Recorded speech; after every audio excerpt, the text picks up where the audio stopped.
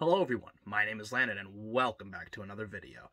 It has been a very long time since I have done any sort of video, and I thought I'd go retro and go with a hat today because my hair is a mess. But I posted my return video about a few months back just to tell you guys that I wasn't going anywhere, and a few days ago while I was on vacation I posted a poll asking you guys what video I should do for my first video back, and by a very large margin, the poll that won was my top 5 favorite novels of all time. So that's what I'm going to be doing today for you guys, is I am going to be doing my top 5 favorite novels of all time for my first video back in a very long time. And what my schedule is going to be like for the next couple months, month and a half at least, is I'm going to try and do 1 to 2 uploads every week for you guys up until I go back to college at the beginning of September. And then my schedule will be a little more erratic, but my college isn't far away from where my hometown is and where I film here, so maybe I could try and get a video out every, maybe other weekend or something like that, or maybe I can find time to film some sort of videos while I'm at college. But for the next month and a half or so, I will be trying to get out more videos to you guys, and I will be posting more polls asking you guys which videos you guys want me to do, and I'll throw in some of my own as well as we go forward. So that is the plan for the next month and a half. And today, like I said, we are going to be looking at my top 5 favorite novels of all time for my first video back. So let's get right into it. This has probably been a long time coming. I should have done this video so long ago. At the number 5 spot, we have Haruki Murakami's Hard-Boiled Wonderland and the End of the World. Yes, that is a very long title for a book. This was, I believe, my 4th or 5th Murakami book. I had read it after I had read a few of his other books, such as Norwegian Wood and After Dark, and those were the books that, basically got me into him in the first place and how I fell in love with his writing. But it wasn't until this book that I had found my favorite. The dual narrative that is in this book and how they come together close to the end of the book. I won't be spoiling. I'll try my best not to spoil any of these books because I will want you guys to experience them yourselves. The dual narrative in the book, I believe it's even numbered chapters, are like a post-apocalyptic world, or not post-apocalyptic, just like a dystopia world, and the odd number chapters are like a fantasy type realm, where not a lot makes sense and it's really fantastical.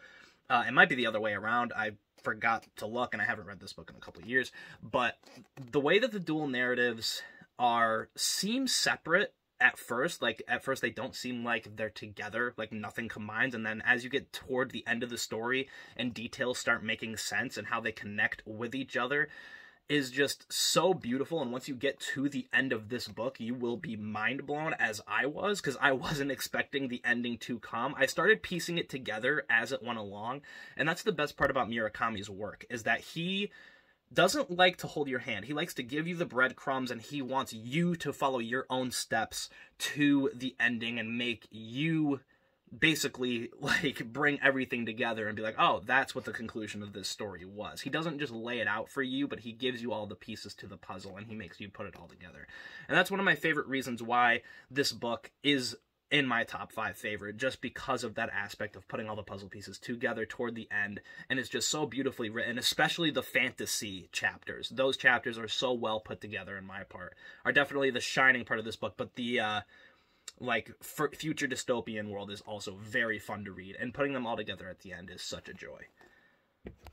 I don't have this book with me. It's the only copy of a book I don't have with me. But at the number 4 spot is I'm Thinking of Ending Things by Ian Reid, which gained a lot of popularity over the last few years. I read it before, right before it hit mainstream with the Netflix adaptation back in 2019, I believe it was, or 2020.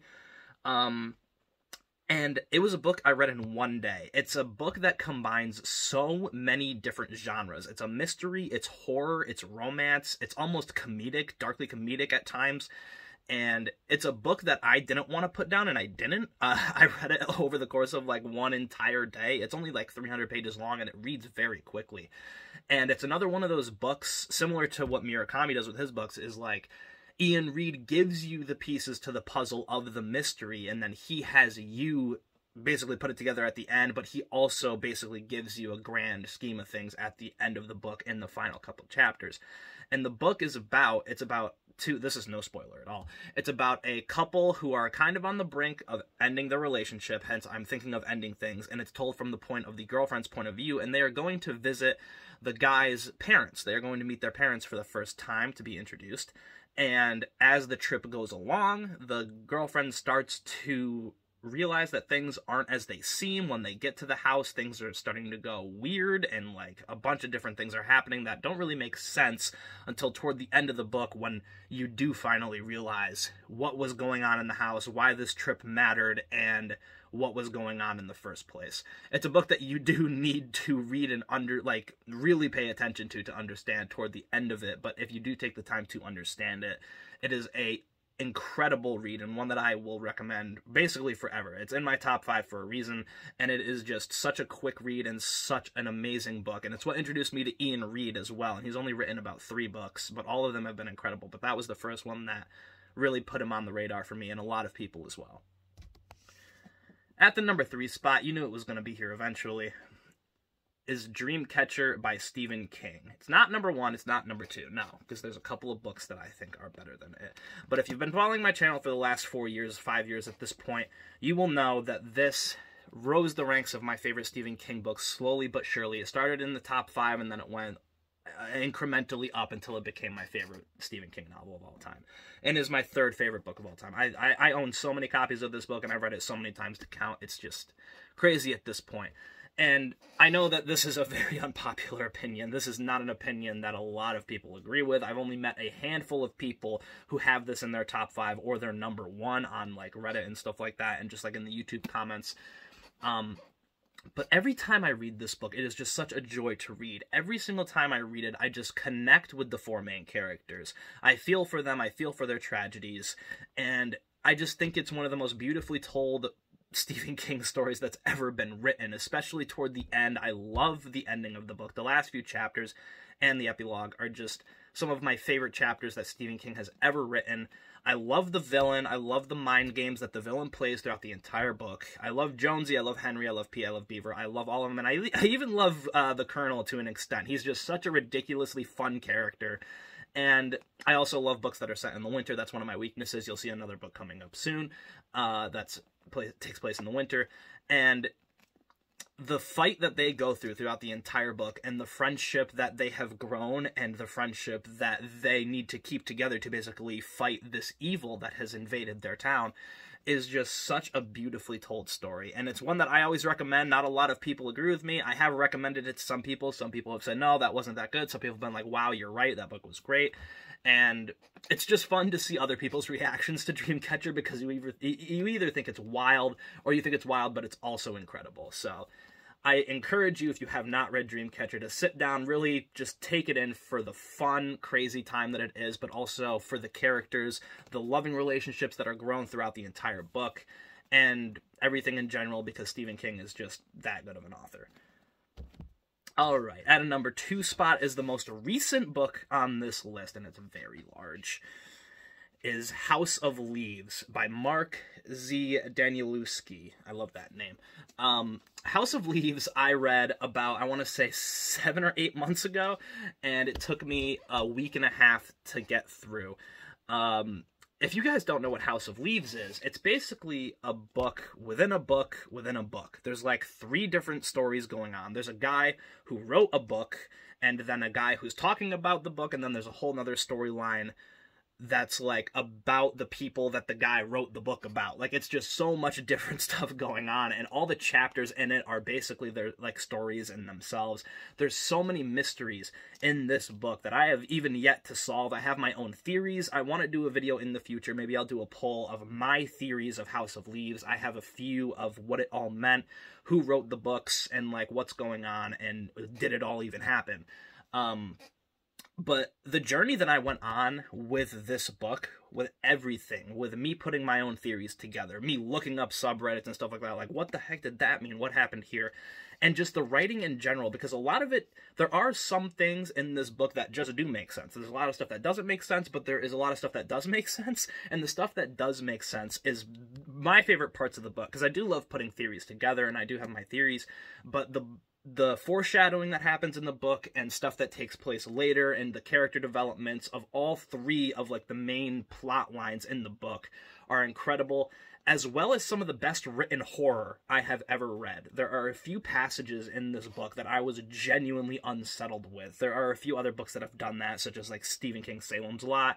I'm thinking of Ending Things has a couple of good ones, and there's a few other books that I just can't judge up right now, but there are many scenes in this book where I was legitimately frightened. I was on the edge of my seat. My heart was racing. I was like, this is definitely a book that I want to read again in the future. Maybe not soon, because it is a 500-page beast, but some of the pages are only like one word long because the book itself is a labyrinth. That's what this book basically is. That's why it's called House of Leaves. It's a house of pages, because leaves, pages, paper, and stuff like that. That's why it's called House of Leaves. It's basically a house in itself, and you need to basically go through each page and find each mystery, bring it up, figure out what it means, and then continue on, and then there's another mystery on the next page. And that's why this book is so incredible, and one that I always recommend to people, and people are like, I don't want to read that, and I'm like, I understand, but if you ever do get the time to sit down and take a week or two out of your life and just sit down and read House of Leaves, it is so worth it, and it is one of those books that you will remember forever, because you will be constantly thinking about, what did that mean? What's this theory? Is that what happened? What's going on here?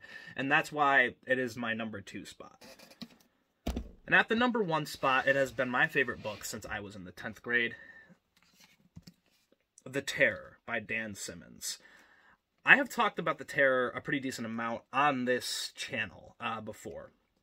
And the first day, not the first day, but the first time I read it, I knew that this was my favorite book of all time.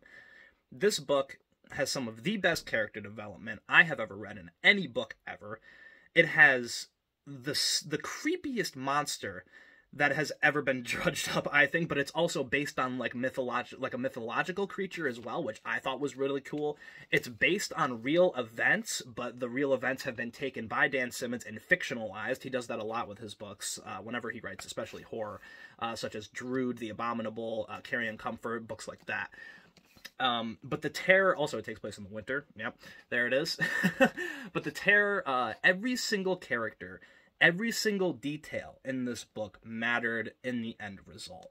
There were things at the beginning of the book that almost felt like they were just there to be like filler detail, which Dan Simmons does a lot with his books, especially books like The Abominable and Drood.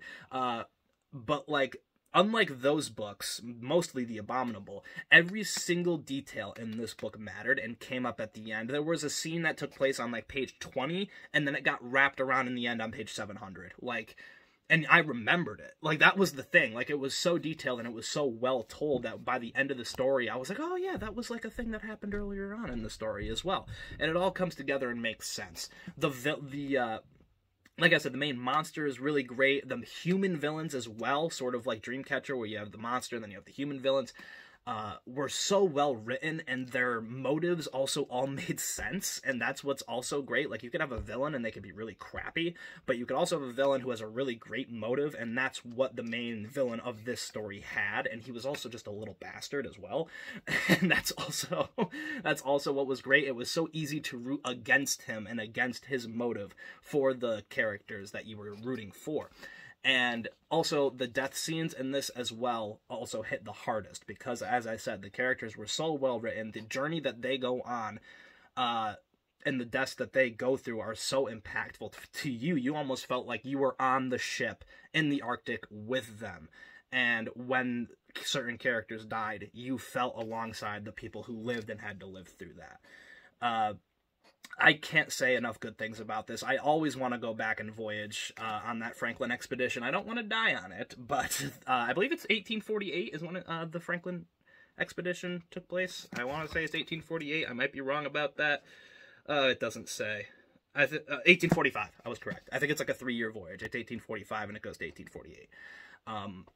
And the Franklin expedition is one that always is close to my heart, because I think that the mystery behind it is incredible. The characters that are in this book are amazing, so immaculately written, and every detail matters in this book. So it's not one that you want to just skim through. It's one that you want to take in and really appreciate for what Dan Simmons has written, because he has truly written a horror masterpiece that is also an amazing drama, an amazing thriller, and a great novel all around.